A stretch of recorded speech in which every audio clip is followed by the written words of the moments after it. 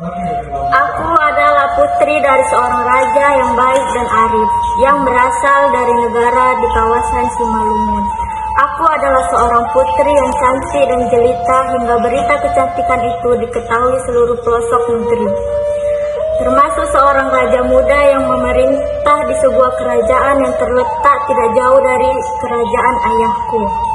Raja muda itu pun berniat untuk melamarku dan keesokan harinya rombongan raja muda itu datang ke tempat tinggalku.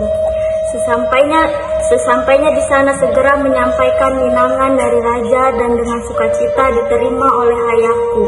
Malamnya ayahku memberitahu padaku bahwa putrinya telah dipinang dari seorang raja muda. Dengan malu-malu aku mengangguk bersedia. Ayahku mengingatkanku untuk menjaga diri baik-baik agar tidak terjadi sesuatu kesalahanku. Suatu hari aku pergi mandi dan ditemani beberapa dayang-dayangku di sebuah kolam yang berada di belakang istana ayahku.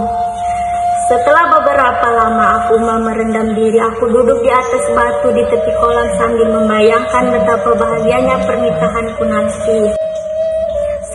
Saat aku asing menghayal, tiba-tiba angin bertiup kencang dan sebuah ranting pohon yang ujungnya tajam mendadak jatuh tepat mengenai hidung dan menjadi luka.